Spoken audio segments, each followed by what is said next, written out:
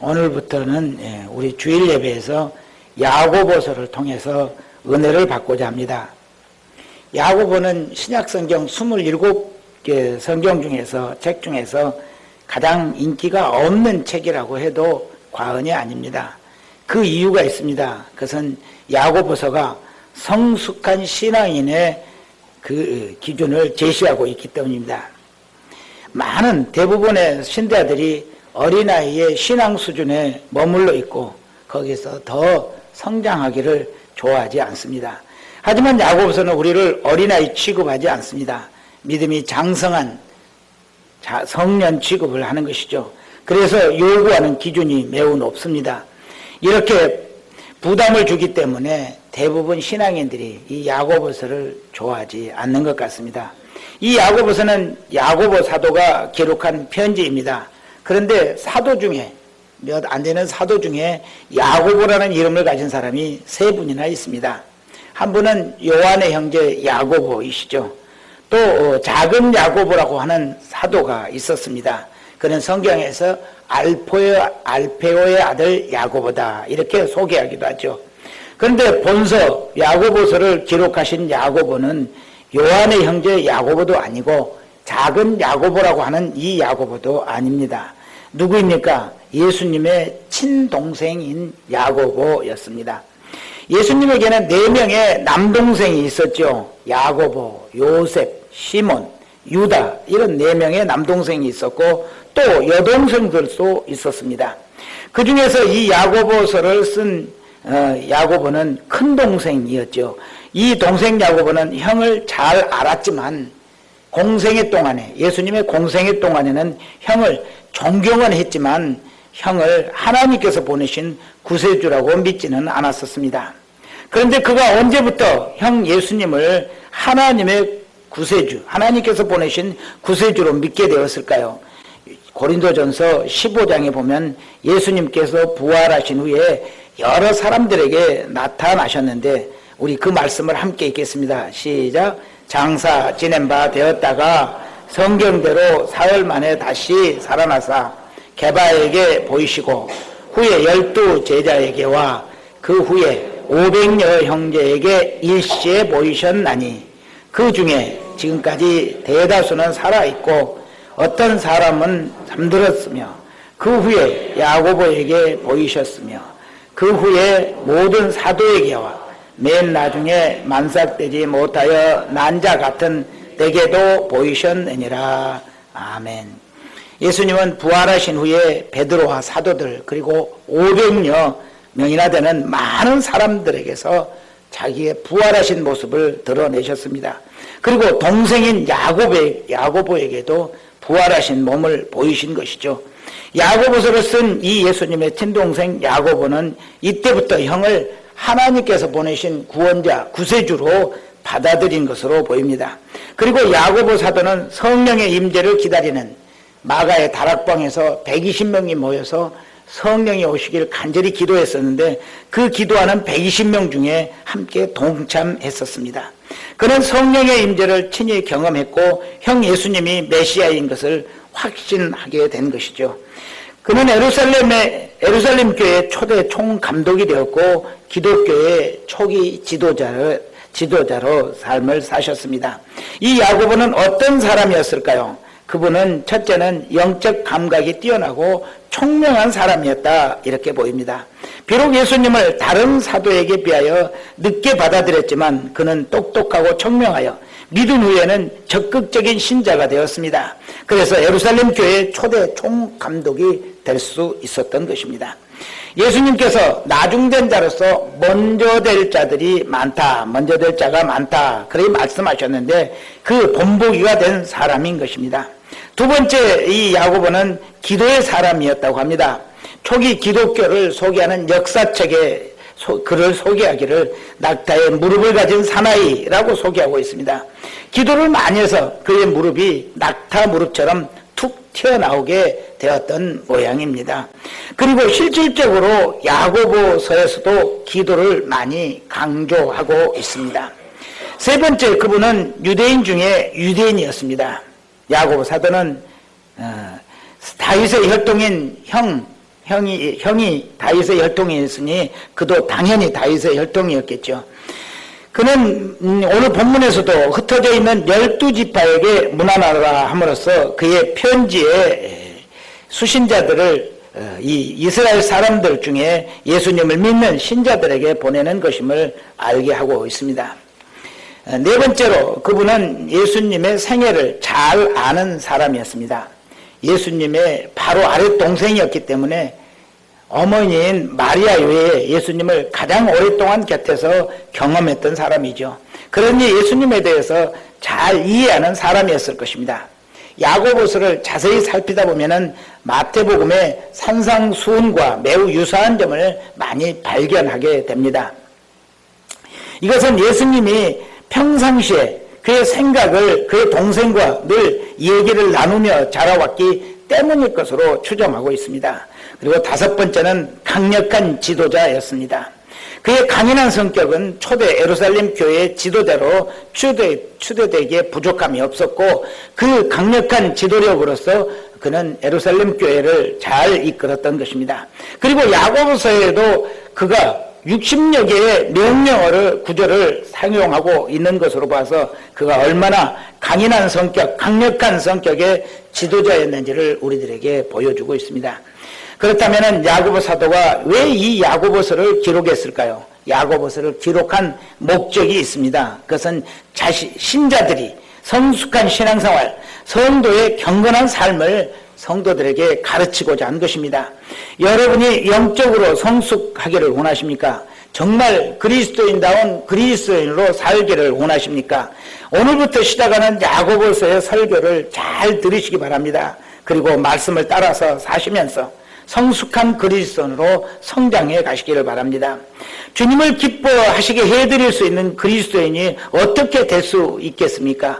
초대교회 우리 오직 이 야고보서를 통해서 성숙한 그리스도인으로 신장해야 될 것입니다.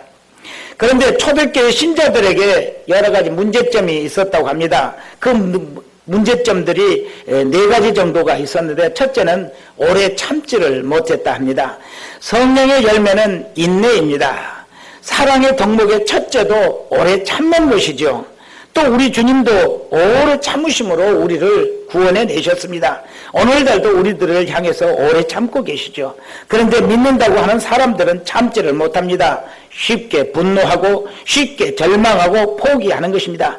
그래서 야고보서는 이 편지를 쓰게 된 것입니다. 두 번째는 신자들에게서 행함이 없었습니다. 하나님의 구원자 예수님을 믿는다고 하는데 믿는 사람들이 믿지 않는 사람들과 사는 모습이 전혀 다르지를 못했던 것입니다. 물질을 탐하고 남을 미워하고 비방하기를 부끄러워하지 않았던 것입니다. 그리고 세 번째로는 혀를 절제하지 못하고 있었습니다. 믿는 사람들은 말하는 것이 세상 사람들과 확연하게 달라야 합니다. 그런데 혀를 절제하지 못하고 자기 자랑과 남 비방의 말을 스스럼 없이 쏟아냈던 것입니다. 그리고 네 번째로는 그때 신자들이 싸움과 시기가 많았습니다. 우리 기독교인들의 특징이 무엇입니까? 그것은 우리의 온유와 그리고 화평함 아니겠습니까? 기독교인은 어디서 누구를 만나든지 온유해야 하고 화평하여 사람들과 사람들에게 평안을 끼치는 사람이어야 합니다. 그런데 믿음을 가진 신자들의 마음이 부드럽지를 못했습니다. 조그만 불만에도 견디지 못했고 불평하고 거칠어서 건드리기만 하면 곧 터지고 싸움질을 했습니다. 시기도 많고 분노가 많아서 건드리면 무서운 사람들이 되었습니다.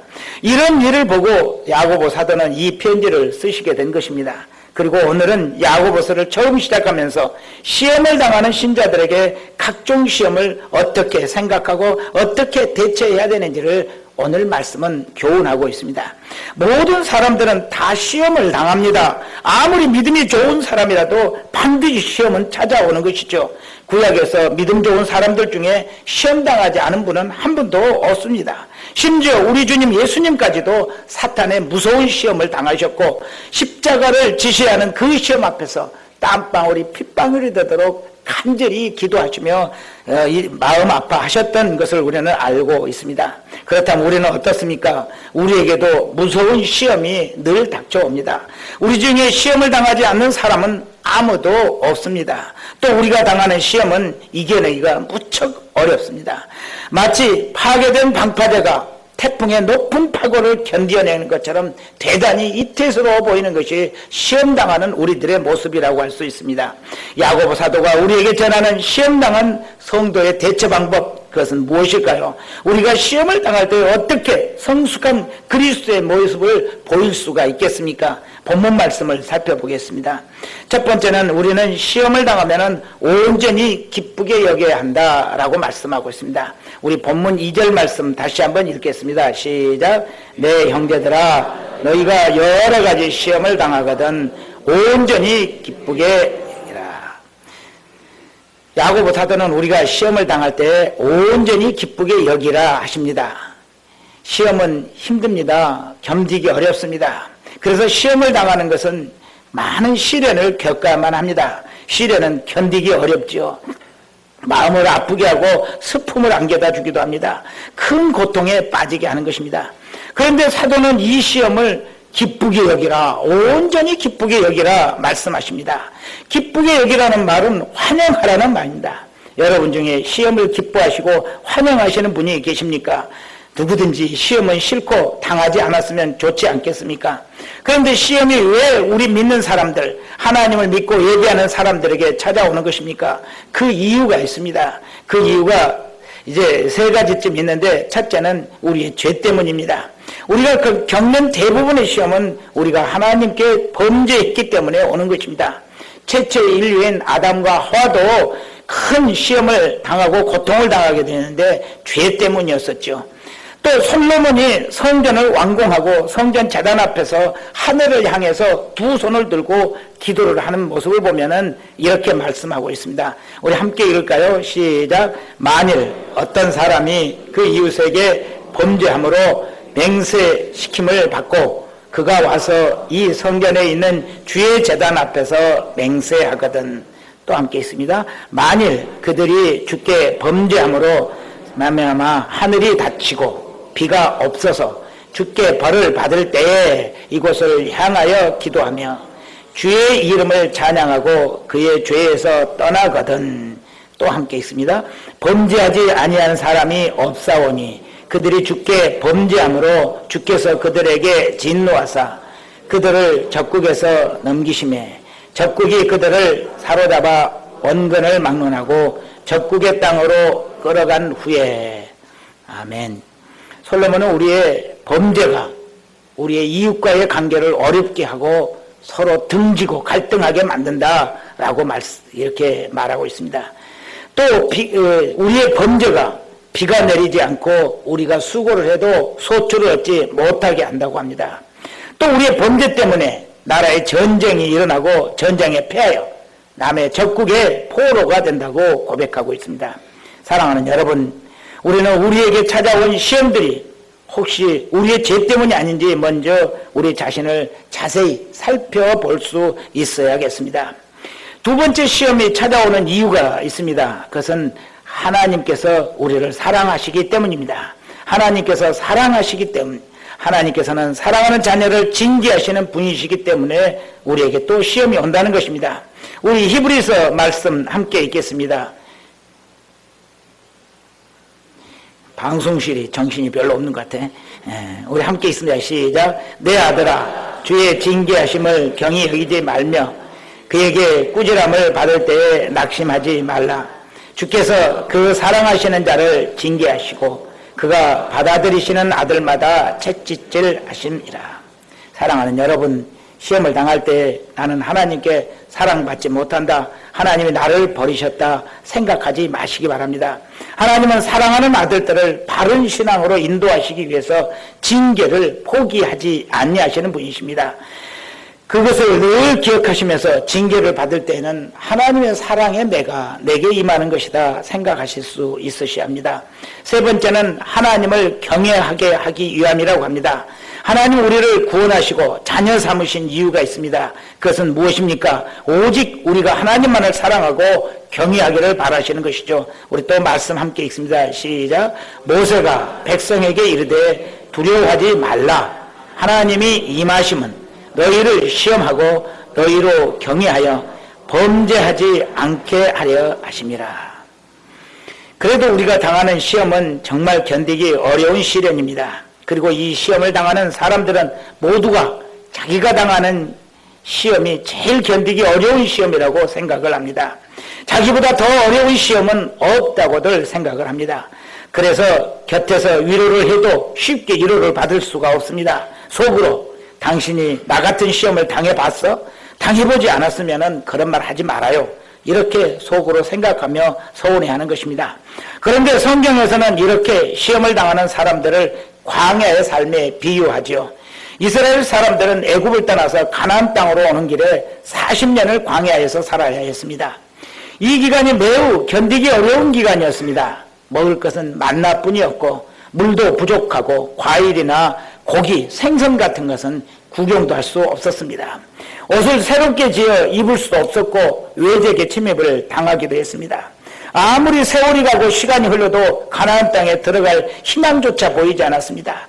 매우 힘들고 견디기 어려운 실행의 기간이 무려 40년이었습니다. 고통의 날들이었던 것입니다. 그래서 오늘날 우리들이 당하는 시험, 고난을 사람들은 광야에 비유합니다. 나는 지금 광야의 길을 걷고 있는 중이라고 시험당하는 사람들이 말을 하는 것입니다. 그런데 참 신비하게도 이 광야길이 축복의 통로였다는 것입니다. 하나님은 이스라엘 백성들에게 적과 꿀이 흐르는 땅 가나안 땅을 주시고자 했는데 이 가나안 땅에 들어오기 전에 40년의 광야 생활이 필요했다는 것입니다. 광야 40년이 없었다면 가나안 땅을 차지할 수 없었을 것입니다. 왜 그렇습니까? 광야의 힘든 삶을 그들이 맛보아야만 가나안 땅이 소중함을 알고 그 가나안 땅을 소유하고 지키기 위해서 참된 신앙의 길을 가려는 믿음을 가질 수 있기 때문입니다. 만약 40년의 광야 생활이 없었다면 이스라엘 백성들은 외적이 쳐들어왔을 때 쉽게 포기하고 각자 살 길을 찾아서 뿔뿔이 헤어지고 말았을 것입니다. 그렇다면 하나님 나라가 형성되지 못했겠죠. 그런데 긴 광야의 고난이 있었기 때문에 그들은 가나안 땅의 주인이 되었고 그 땅에 정착할 수 있었던 것입니다. 그리고 지금까지 그들의 후손들이 그 땅을 차지하고 살 수 있게 된 것이죠. 그런데 민족만 그렇지 않습니다. 훌륭한 믿음의 사람들이 모두 이 광야길을 갔었습니다. 큰 시험을 당하여 시련을 겪어야 했던 것이죠. 우리 믿음의 조상인 아브라함부터 신약의 바울 사도 얘기까지 하나님의 위대한 종들은 모두 광야길을 가지 않은 사람이 없었습니다. 지금도 하나님의 큰 일을 하는 사람들 중에 깊은 시련을 겪어보지 않은 사람은 없었다라고 말을 할 수 있습니다. 아브라함은 어떤 시련을 겪었습니까? 그가 겪은 시련 중에서 맨 처음 시련은 애굽에 내려간 일이었습니다. 그는 하나님의 인도하심을 따라 가나안 땅에 들어왔고 그는 가는 곳마다 하나님께 예배하는 아주 믿음의 사람이었습니다. 그런데 그 가나안 땅에 심각한 흉년이 들었습니다. 그래서 그는 아내와 함께 애굽으로 내려가야만 했었죠. 거기에는 먹을 것이 많이 있었기 때문입니다. 그런데 그가 애굽에서 어떤 어려움을 겪습니까? 여러분도 잘 아시죠? 아브라함은 거기서 아내를 애굽 왕 바로에게 빼앗기고 말게 됩니다. 이를 빼앗기는 수모와 시험을 겪게 되는 것이죠. 아브라함의 아내 사라는 상당한 미인이었던 모양입니다. 그래서 그가 애굽에 내려가자 사람들이 사라의 미모를 보고 바로에게 보고했습니다. 바로는 사라를 아내로 받아들이게 되었죠. 아브라함은 기가 막혔습니다. 갈대아 우르에서 살다가 아버지와 형제들과 함께 하나님의 인도하심을 따라 가나안 땅으로 오게 되었는데 오는 길에 아버지 데라는 하란에서 돌아가시고 말았습니다. 그래도 아브라함은 하나님의 인도하심을 포기하지 않고 아내와 함께 가나안 땅에 들어왔는데 극심한 흉년을 맞아 어쩔 수 없이 애굽으로 오게 되었을 뿐입니다. 그런데 오직 하나밖에 없는 가족, 지극히 사랑하는 아내를 빼앗기고 말았습니다. 그에게는 아무것도 남지 않았습니다. 다른 가족도 없었고 재산도 없었습니다. 아내마저 빼앗겼으니 정말 그에게는 아무것도 없게 되었습니다. 그때 그가 겪은 시험은 어떠했을까요? 여러분이 지금 당하는 그 시련보다 약한 시련이라고 생각하십니까? 그는 울 힘마저 없었을 것입니다. 그런데 그때 아브라함은 하나님을 바라보았습니다. 하나님께서 자신에게 어떻게 하실 것인지를 기대했습니다. 이것이 그의 믿음이었습니다.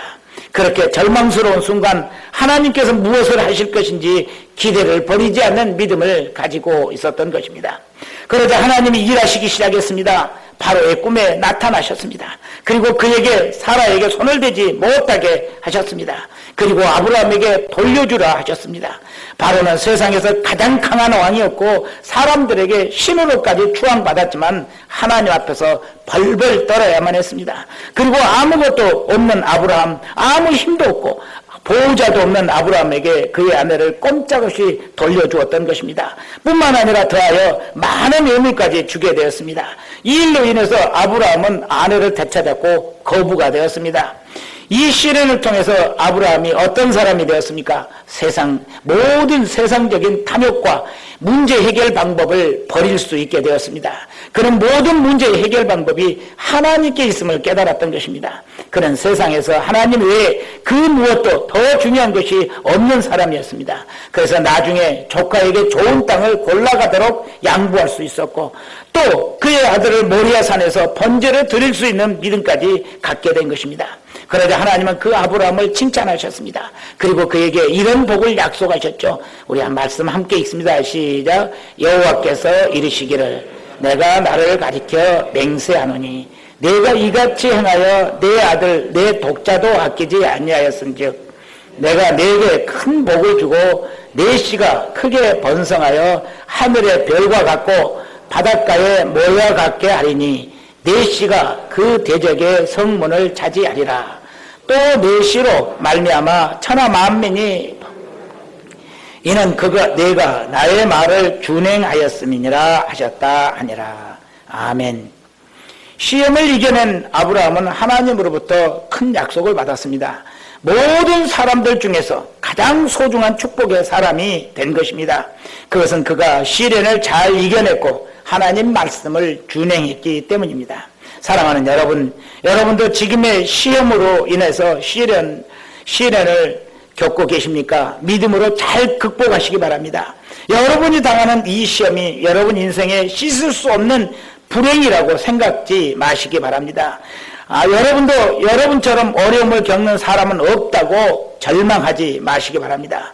지금 이 순간 하나님을 바라보시기 바랍니다. 하나님께서 여러분의 인생에 어떤 복을 주시고자 하시며 여러분에게 원하시는 것이 무엇인지를 깨달으시고 그 일을 하시기를 바랍니다. 하나님 분명히 지금도 여러분을 버리지 않고 계십니다. 잊지도 않고 계십니다. 오히려 하나님은 여러분에게 기대를 가지고 계십니다. 여러분이 하나님을 얼마나 사랑하시는지 보고 싶어 하시는 것입니다. 여러분이 하나님께 보여드릴 사랑은 무엇이라고 생각하십니까? 절망하고 한숨 쉬는 믿음을 보이시겠습니까? 눈물로 세월을 보내시고 분노로 건강을 해치시는 모습을 보여드리겠습니까? 하나님을 바라보고 기대하시기 바랍니다. 하나님께서 여러분의 인생의 이 시련을 통해서 어떤 은혜를 베풀 수 있으신 것인지 믿음 잃지 않고 하나님 말씀에 순종하시기를 바랍니다. 여러분이 지금 당하는 시험을 온전히 기쁘게 바라보는 큰 믿음을 보이시길 바랍니다. 여러분이 다 잃어버린 것 같지만 아직도 여러분에게 남아있는 것이 있습니다. 그것이 무엇입니까? 그것은 여러분 안에 여러분을 사랑하시는 하나님이 아직도 계시다는 것입니다. 그 하나님을 바라보시고 그 하나님 한 분으로 오히려 만족하시기를 바랍니다. 그러면 여러분의 인생에 기적이 일어납니다. 절망이 하나님의 사랑을 누리는 축복으로 변하게 되는 것입니다. 두 번째 보는 말씀은 믿음의 시련으로 온전한 인내를 만들어내야 합니다. 우리 3절 4절 함께 읽습니다. 시작. 이는 너희 믿음의 시련이 인내를 만들어내는 줄 너희가 알미라. 인내를 온전히 이루라. 이는 너희로 온전하고 구비하여 조금도 부족함이 없게 하려 함이라. 아멘. 믿음의 시련은 인내를 만들어냅니다. 그리고 인내는 믿음의 사람들을 성숙하게 하는 것이죠. 인내를 온전히 이루는 사람들에게 하나님은 온전하고 구비하여 조금도 부족함이 없는 신앙인으로 성장시켜 가시는 것입니다. 이를 위해서 먼저 선행돼야 할 그것은 무엇입니까? 인내를 온전히 이루는 것입니다. 온전이라는 단어는 텔레이오스, 영어로 피니시, 그리고 또 우리말로는 끝까지라는 뜻입니다. 곧 끝까지 인내하는 것이 인내를 온전히 이루는 것입니다. 인내는 중도 포기하면 인내가 아닙니다. 끝을 보아야 합니다. 믿음은 끝까지 인내하는 힘이 있는 것입니다. 위대한 믿음의 용사 또 광야를 걸어야만 했었죠. 그런데 그는 견딜 수 없는 수많은 어려움 중에도 끝까지 인내하고 이겨냈습니다. 다윗이 시험을 이기고 무서운 시련을 승리했던 것, 비결, 그것은 무엇입니까? 인내입니다. 다윗은 아버지의 심부름으로 사울 왕의 군대와 블레셋의 군대 골리앗과 전쟁하는 현장을 목격하게 되었습니다. 그때 골리앗은 기고만장했고 사울과 그의 군대는 그 앞에서 벌벌 떨고 있었습니다. 이에 의분을 느낀 다윗이 여호와의 이름으로 골리앗과 싸워서 골리앗을 쓰러뜨리게 됩니다. 그리고 다윗은 사울의 장군이 되죠. 그리고 여러 전쟁을 승리로 이끌었습니다. 다윗의 인기가 백성들에게서 치솟기 시작합니다. 그런데 이것이 문제였습니다. 사울왕이 시기로 불탄 것입니다. 다윗을 죽이고 싶었습니다. 부하들에게 다윗을 죽일 것을 명령했습니다. 다윗은 도망자 신세가 되었습니다. 그가 어디로 도망합니까? 유대 광야로 도망을 했습니다. 그때부터 광야의 삶이 시작됩니다. 광야에는 먹을 것이 없습니다. 마실 물도 구하기 어렵습니다. 그런데 그를 추종하는 사람들이 400명이나 찾아와서 함께 지내게 되었습니다. 하루에 한 끼도 먹기 힘들었을 것입니다. 굶는 날이 먹는 날보다 더 많았을 것입니다. 그런데 사울왕은 군대를 동원하여 쫓아옵니다. 자신과 또 함께한 수많은 사람들의 목숨이 바람 앞에 등불처럼 되고 말았습니다. 그래서 견딜 수 없어서 블레셋 땅으로 피난을 갔습니다. 그런데 거기도 안전하지 않았습니다. 블레셋 사람들이 사울은 천천히요 다윗은 만만이라고 한 그 다윗을 알아보았습니다. 다윗은 그 위기를 미친 사람 연기로 모면하게 됩니다. 그리고 아둘람 굴로 엔게디 요새로 광야 수풀로 마온 항무지 등으로 정처 없이 떠돌며 생명을 부지했습니다. 그의 광야는 정말 혹독했습니다. 어쩌면 다윗은 정말 포기해버리고 동료들의 고생을 멈추게 하고 싶었을 것입니다. 사는 것이 죽는 것보다 힘들었을 것입니다. 그러나 다윗은 이 시련을 끝까지 견뎌냈습니다.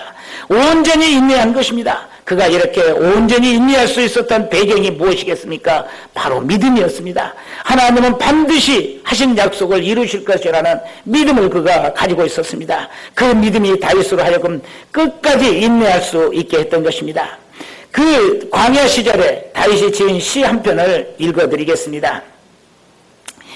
여호와여 어느 때까지이니까 나를 영원히 잊으시나이까? 주의 얼굴을 나에게서 어느 때까지 숨기시겠나이까?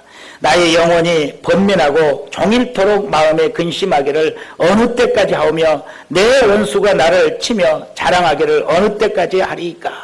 여호와 내 하나님이여 나를 생각하사 응답하시고 나의 눈을 밝히소서. 두렵건대 내가 사망의 잠을 잘까 하오며 두렵건대 나의 원수가 이르기를 내가 그를 이겼다 할까 하오며 내가 흔들릴 때 나의 대적들이 기뻐할까 하나이다. 나는 오직 주의 사랑을 의지하여 싸우니 나의 마음은 주의 구원을 기뻐하리이다. 내가 여호와를 찬송하리니 이는 주께서 내게 은덕을 베푸심이로다. 그때 다윗은 그 시련을 견디기가 너무너무 어려웠습니다. 그 시련이 언제 끝날지 기약조차 알 수 없었습니다. 그는 지치고 눈까지 어두워질 만큼 영양실조에 걸렸던 모양입니다. 마치 죽을 것처럼 사망의 두려움이 덮쳐왔습니다. 그러나 그는 그래도 인내했습니다. 이것은 하나님께서 자신을 사랑하신다는 믿음을 잃지 않았기 때문이죠. 그래서 반드시 구원하실 것이라는 소망을 가졌습니다. 그는 그 시련 중에도 찬송했습니다. 주님의 은덕을 노래했던 것입니다. 사랑하는 여러분, 여러분이 당하는 고난이 크고 무섭습니까? 견디기 힘드십니까? 주저앉아버리고 싶으십니까? 세상에 아무것도 좋은 것이 없어지도록 슬프십니까? 그러나 낭망하지 말고 인내하시기 바랍니다. 여러분이 겪는 고난을 주님이 알고 계시기 때문입니다. 그리고 여러분의 믿음을 보시고 싶어 하시고 있습니다. 여러분의 고난은 나만 겪는 고난이라고 불평하지 마시기 바랍니다. 그 고난 뒤편에 여러분을 사랑하시고 축복하실 주님을 바라보실 수 있으시기 바랍니다. 그리고 그 믿음으로 주님을 사랑하시며 감사하시기 바랍니다. 너무도 견디기 힘든 이 순간에도 주님은 일하고 계시기 때문입니다. 모든 사람들이 견디기 힘들어 쓰러진다 할지라도 여러분은 힘을 내시기 바랍니다. 주님이 여러분과 함께 하시며 여러분의 눈에서 눈물을 닦아주실 것입니다. 이 시간 우리 복음성가 26장 왜 나만 겪는 고난이냐고 우리 찬송하시겠습니다. 화면 반주 마이크 잡으시고 찬송 불러주시기 바랍니다.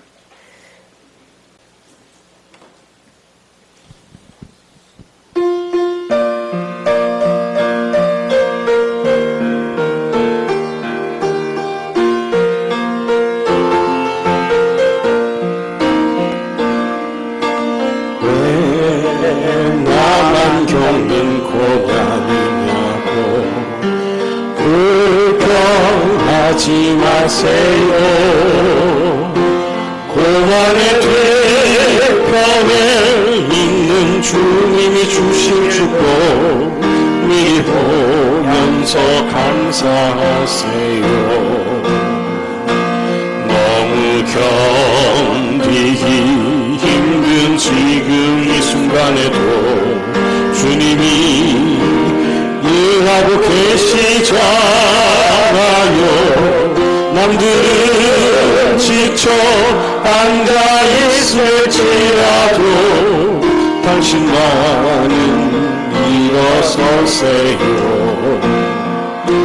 힘을 내세요. 주님이 손잡고 계시잖아요.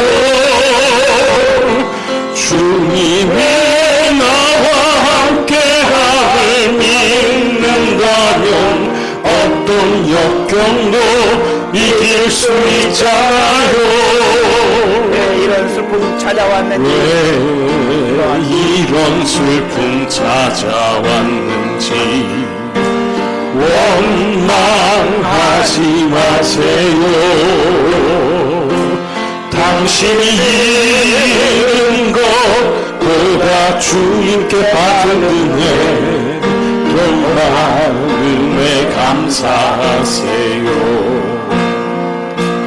너무 견디기 힘든 지금 이 순간에도 주님이 일하고 계시잖아요. 남들은 지쳐 앉아있을지라도 당신만은 일어서세요. 힘을 내세요. 힘을 내세요. 주님이 손잡고 계시잖아요. 주님의 나와 함께함을 믿는다면 어떤 고난도 견딜 수 있잖아요.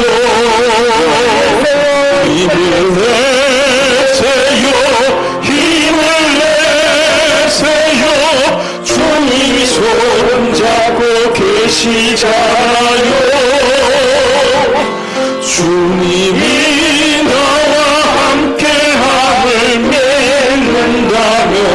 어떤 고난도 견딜 수 있잖아요.